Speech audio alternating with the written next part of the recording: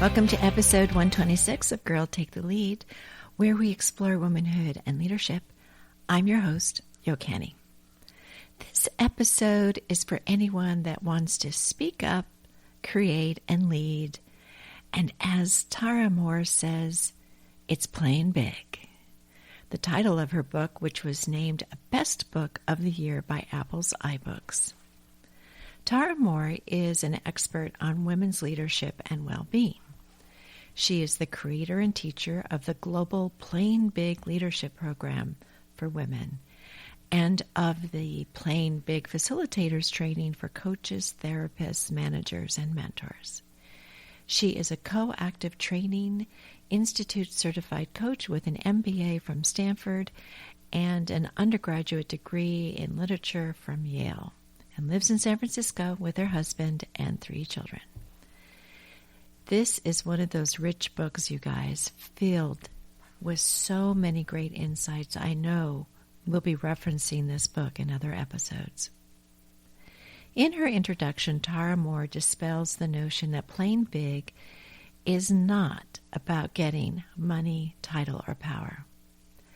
It's about moving past self-doubt and creating what we want most to create in whatever parts of our life we want.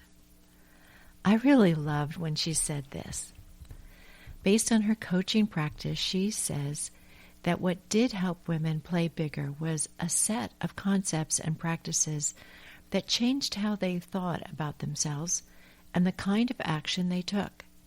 It was a set of movements away from listening to the voice of self-doubt within and instead listening to a voice of calm and wisdom, and away from perfectionism and over-planning and toward a new way of taking quick action.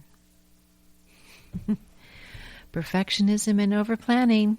This girl is speaking to us, right? Oh, yeah. She also says that what gets in the way of women playing big is the voice of self-doubt. That voice inside that is sure you aren't the one to lead, write the book, or take the bigger role, to speak up in a meeting. It's the voice that tells you that you aren't qualified enough, smart enough, experienced enough, and good at X enough to ever play big. And that once we're not listening so much to our inner critic, we have an opportunity to listen to a very different voice within. And after working with thousands of women, she knows this. Every woman has at her core unfailing, perfect wisdom. And there's a dilemma, the wise parts of us and the inner critic. She calls the wise part in us our inner mentor, because it's like having an advisor or supporter inside our own mind, and therefore available to us around the clock. And listening to our inner mentor instead of our inner critic is the first major movement toward playing bigger. Playing big doesn't come from working more, pushing harder, or finding confidence. She says it comes from listening to the most powerful and secure part of us, not the voice of self-doubt. So what is the inner critic? She offers 11 qualities of that voice. Hold on, because some of these might land a punch. I'm ready. 1. Harsh, rude, mean.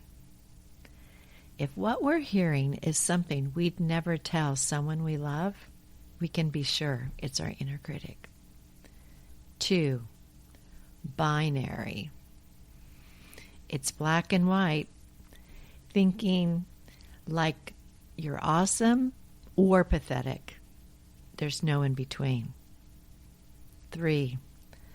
Ostensibly the voice of reason. It'll argue with us. and what they say seems to be in our best interest, but really, it's about limiting beliefs. 4. The voice of, you aren't ready yet. You just need to do more. 5, the voice of, you aren't good at math, negotiating, technical stuff. So how can you lead? 6, hold on for this one, you guys. The voice of body perfectionism. Need I say more about this one? You got that right. 7, the tape. The one that runs automatically in our heads. 8, a broken record. There's just a few core lines and they are rehashed over and over again. 9, irrational but persistent. And it still has power over us. 10, the 1-2 punch. Voice is critical and shames us at the same time. It goes something like this. What is wrong with you? Other people are confident and relaxed. Just see that person over there. 11, may be inspired from critical people in your life. Maybe a parent. And we'll talk more about this a little later in the episode. So how do we know whether it's our inner critic talking or if it's good, realistic thinking? Good question, no? Here are the clues she gives. It's making definite pronouncements about what's true, like based on evidence, like I don't have the experience required to have what it takes. Or there's an escalation of worry. Worst case scenario thinking is a hallmark of the inner critic. And, oh, this is a good one. It's particularly concerned about those aspects of the work that are traditionally associated with masculinity, like raising capital and earning money. One of the points she brings up is around the question, but what if my inner critic motivates me? She first heard the question when teaching a workshop and was asked, can't the inner critic be a positive force? Yes, she says, self-doubt can motivate us to work hard and achieve, but there are serious costs to it, to our quality of life, professional life, playing bigger costs, and health costs. Whoa. Let that sink in for a moment. Here are the practices of what to do moment to moment when self-doubt shows up. 1, label and notice.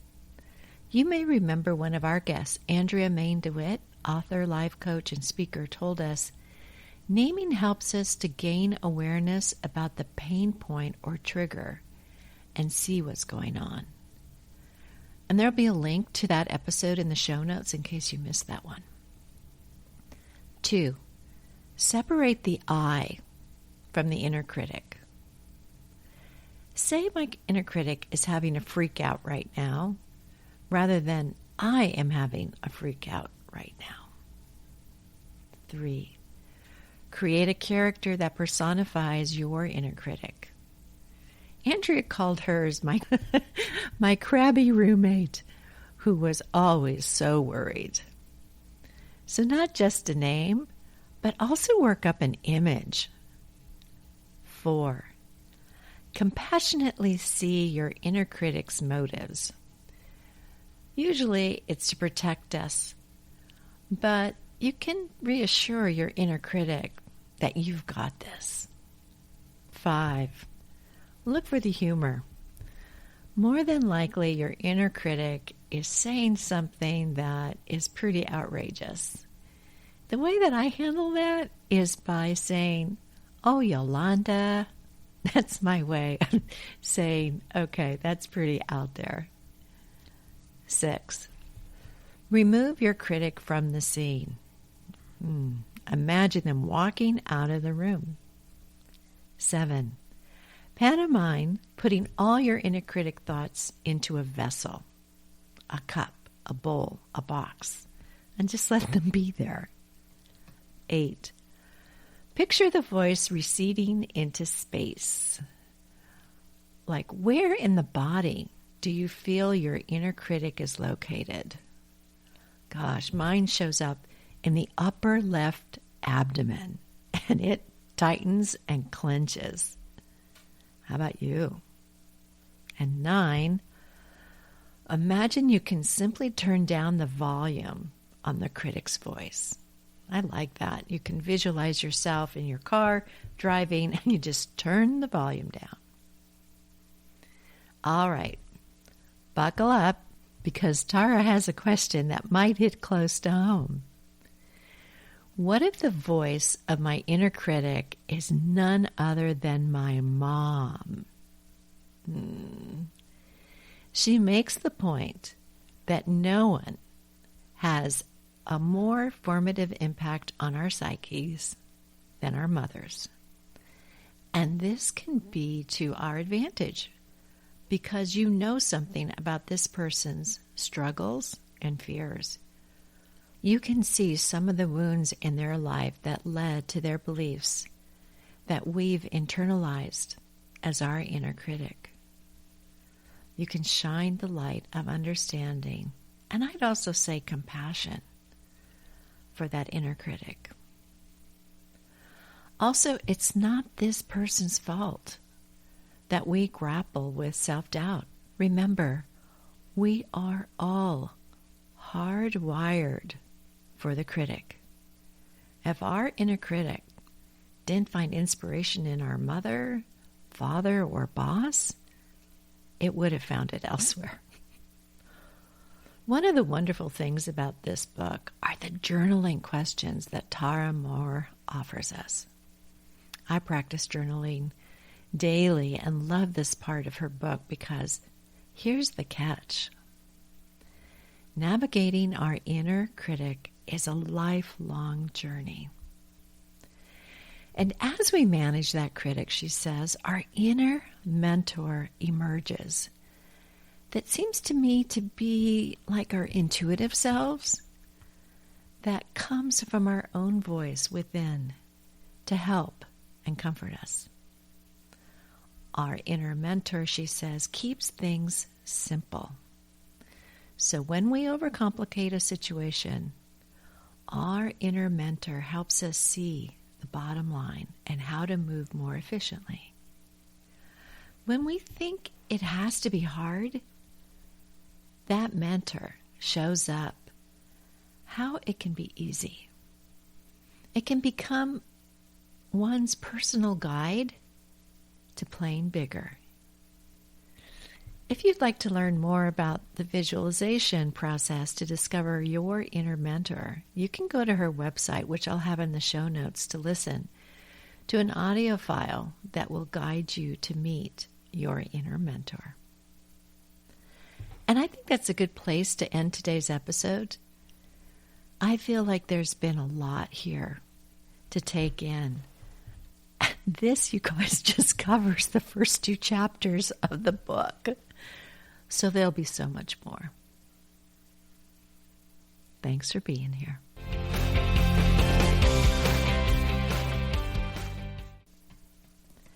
Thank you for listening today, and we sure hope you enjoyed this episode.